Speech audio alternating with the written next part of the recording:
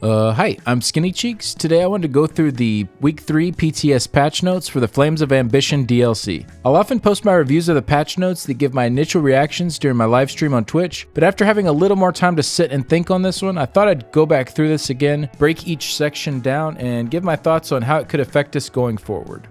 Nobody likes getting nerfed, and as many of you know that have already read these notes, there are quite a few nerfs in here, but as much as it does suck in the short term, sometimes nerfs are better for the overall long-term health and balance of the game. I'll let you guys know why I'm staying optimistic and think this could be a good thing in the long run.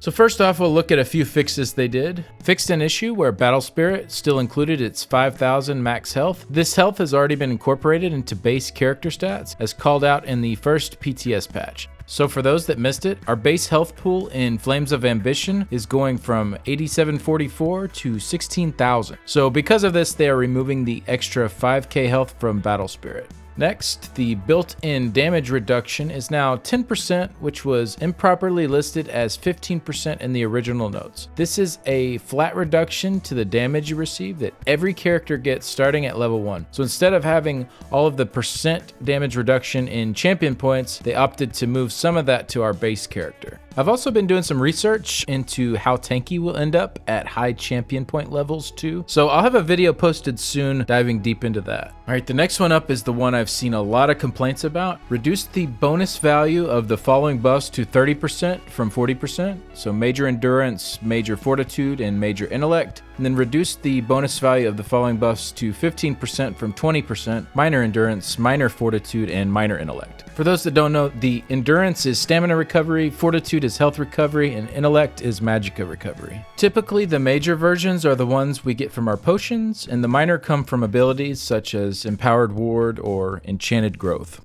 Their comment on this is, based on the many changes to the champion point system and overall data we've gathered from the live servers, these recovery-related buffs were slightly overtuned when paired with recovery bonuses, which is contributing to larger problems with hard-to-take-down builds in PvP and PvE alike. With these adjustments, we still want to better reward players who spec for recovery than in the past, but with less of a delta between those who find sustain through other means. So this is definitely a decent sized nerf from week 2 to week 3 on the PTS. That's 15% less recovery we have access to with these buffs now. But I think it's more important to look at how does next patch compare to what we currently have on the live servers. So I'll break it down now. We'll be using UESP's build editor for this. So if you haven't checked it out already, definitely do. It's a pretty great tool. So I'll be using a High Elf Mag Sork for these comparisons, which does get 10% magicka recovery in their class passives. So these numbers might be slightly higher or lower depending on what class you are playing or what race you're playing, but the overall conclusion should be roughly the same across the board.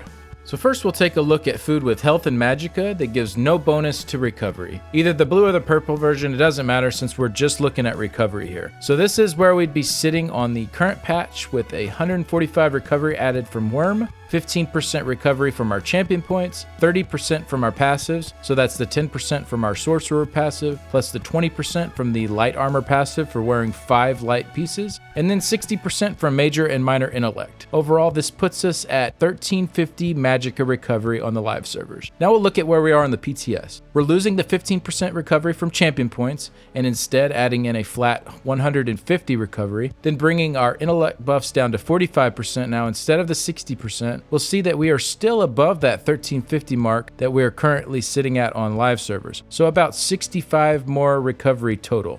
And then just to show, if you didn't have the worm set going, you're looking at a little bit better increase even, going from 1053 to 1162 recovery. All right, now we'll look at foods and drinks with regen on them. So first we'll look at Clockwork Citrus Fillet. Again, 145 recovery from Worm, 338 from the food, 15% from CP, 30% from our passives, and 60% from Major and Minor Intellect to give us 2043 total recovery. Comparing this to what we'll have next patch, it will be a small nerf going down to 2007, losing 36 recovery total. And then again, without Worm, you should actually see a very small increase next patch, going from 1746 to 1753. And then finally, we'll look at what is commonly referred to as parse food, Ghastly Eyebowl. This just gives us magicka and recovery, but no health. So all of the same increases as before, except 459 recovery now from our drink. On the live servers, this would put us at 2291 recovery, and on the PTS, this puts us at 2219 recovery. So we're losing 72 recovery overall. Definitely a nerf in this scenario, but maybe not as big as some people were initially thinking it was. And then again, without Worm, we're dropping from 1994 to 1965, so a slight nerf there. One other important thing I wanted to note on this is there will be a lot of builds moving from 5 light, 1 medium, 1 heavy setups to 7 light pieces of gear. So if we adjust our recovery for that as well, these are the values for the 3 different foods we tested previously. And you can see that these are all higher than the values that we are currently getting on live in the 511 setups. So if you are moving to 7 light next patch, no matter which of these food or drink options you choose, you should see a slight increase in your recovery. Oh, and by the way, if you are wondering about Bretons with their 130 Magicka recovery passive compared to High Elves, these results still do hold true for them. They also see a small buff with non-recovery food and a little bit of a nerf if using recovery food, same as the High Elves. Alright, I just wanted to break all that down because I know a lot of people seemed a little bit worried about the initial numbers thrown out, that their sustain was going to get killed, but just wanted to show that even in the worst cases, it isn't too harsh of a nerf, and we're getting a buff overall in other cases.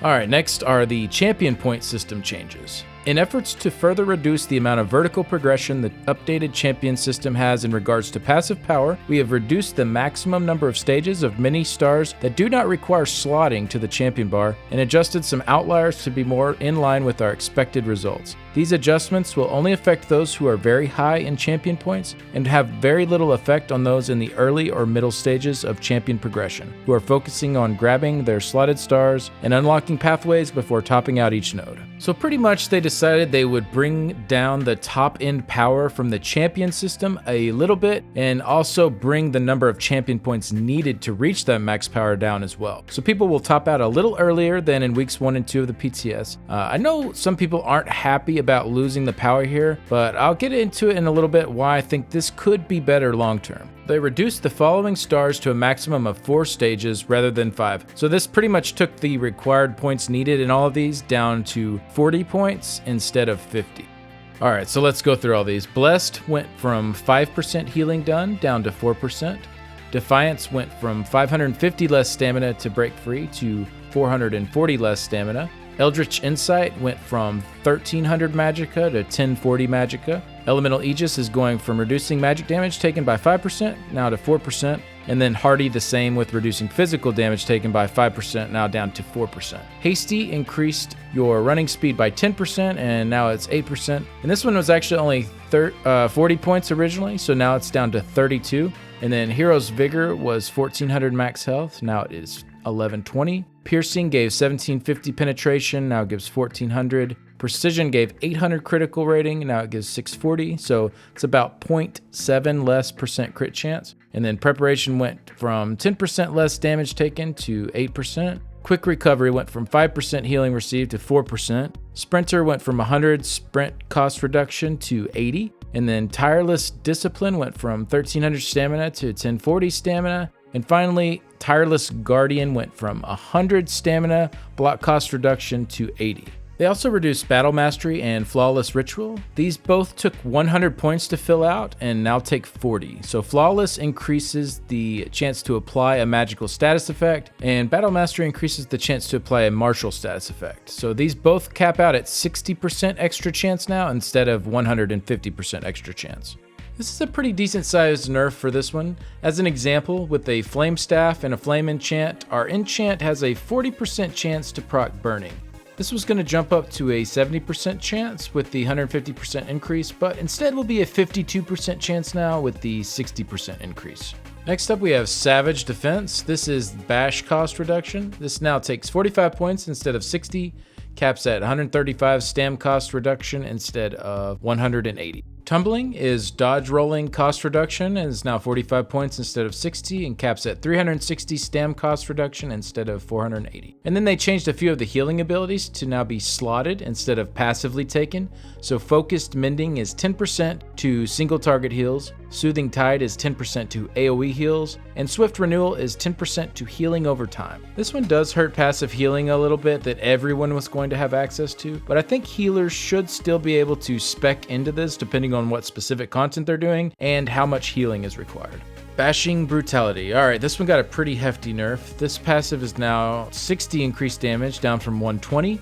reduce the points per stage to 10 down from 20, and then reduce the maximum number of stages to 4 down from 5. So it costs 40 champion points to fill now instead of 100, but only increases your bash damage at max rank by 240 instead of 600. Fortification got a pretty hefty nerf as well. This passive is now 2% block mitigation per stage, down from 4%. Reduced the points per stage to 15, down from 20. Reduced the maximum number of stages to 3, down from 5. So it only costs 45 champion points now to fill out instead of 100, but only maxes out at 6% extra block mitigation instead of 20%. For Haggler, this star has been replaced with a new star, Gilded Fingers, which increases your gold gained by 2% per stage, up to 5 stages at 10 points per stage. So this one was previously extra gold from selling to vendors, but it looks like there was some kind of exploit with it that people figured out, so they just changed it to a straight 10% gold gain. I assume this will just apply to stuff like gold from quests, gold from looting bodies and chests, and not things like guild trading or vendor sales.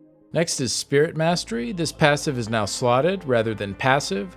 Increased the points required of the star to 50, up from 33. So this one decreases the time it takes to resurrect an ally by 33%. And I do like this change. It was probably a little too strong to just let everyone that had enough CP walk around with this one. So now it has to be chosen as one of your 4 slottables if you want it. Next is Steed's Blessing. Reduced the movement speed granted from this passive to 0.4% per stage, down from 1%. So this one will now give you 20% extra movement speed outside of combat instead of 50%. I thought it was a little strange that this was stronger than the Mythic Wild Hunt Ring, so it does make sense that it was tuned back a little. And they said this was done to help reduce the delta in speed experiences between players who slot this and those who do not, as out of combat movement speed doesn't have a hard set bonus efficiency standard.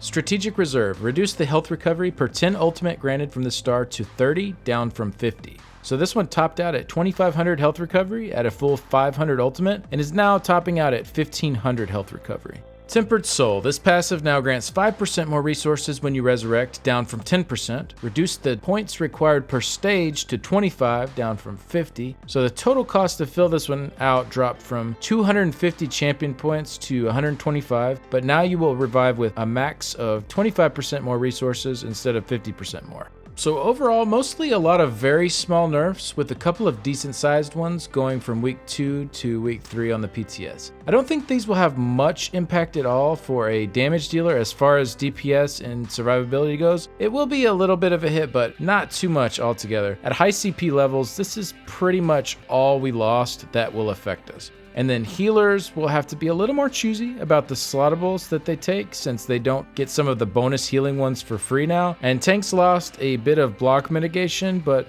overall tanks I think should still be tankier than they are on the live servers. And as I mentioned, I will be doing another video where I dive into how much CP we'll need to max out different areas and how our overall survivability will be looking next patch compared to how it is currently. But it does look like with this new system that we will max out in damage and resistances about 500 champion points quicker than with the old system from weeks 1 and 2. Alright, I know a lot of people are upset that they also brought down the power in reducing the total champion points needed, even though it was only a small decrease, but let me present a little counter argument here. Sauce already said that one of the goals of this system was to be able to add in more nodes and trees down the road. I think with them having us cap out earlier and then bringing the total power down a little bit, this really helps free them up to add in more power down the road without them worrying as much about us being too strong too quickly. They've effectively given themselves a little wiggle room to add in more power, and after people have had time to gain more CP and are starting to sit at higher level. One of the things I really like about this new champion point system overall is that when I level now, it will have meaning, whereas it hasn't in the past couple of years. So now I get a point to spend somewhere that actually will give me some kind of increase. And if that's going to be expanded on further in the future, I think it's a great foundation to help keep things interesting. And I know those that only care about min-maxing and immediately being at max power are not looking forward to the CP grind, and I totally get that. But if you stop and really look at what you're missing out on from say 1200 CP to 1800, we're looking at very small differences, and ones that I personally don't mind not having right off the bat when it goes live. But again, I know not everyone feels this way. It seems people are pretty split on their feelings about this system. Like I said, I do like it, but that doesn't mean I'm correct in my thinking and that other people are wrong. I think this is just one of those things that's going to be hard to please everyone with because people enjoy games in different ways and for different reasons. All right, we'll go ahead and move on to the rest of the patch notes. In accordance with the recent change to item sets to not be usable while outside of combat to be manipulated as pre-buff sets, the following sets now only grant their effects or activate while in combat: Elfbane, Yorvold's Guidance, and 7th Legion. So this shouldn't have too much impact on these sets if you weren't using them to pre-buff and you were just using them as your main set, but you will have to be a little careful now with them. For example, with Elfbane, if you drop your Destro ult as your first ability right before combat has initiated, you're not going to get that extra 5 seconds. So you'll want to make sure the tank is pulled before you do this, or start with an orb or something else that isn't affected by Elfbane. Same with using a Warhorn with Yorvolds before battle or buffing 7th Legion when running into a fight. You'll just have to make sure that combat has already initiated.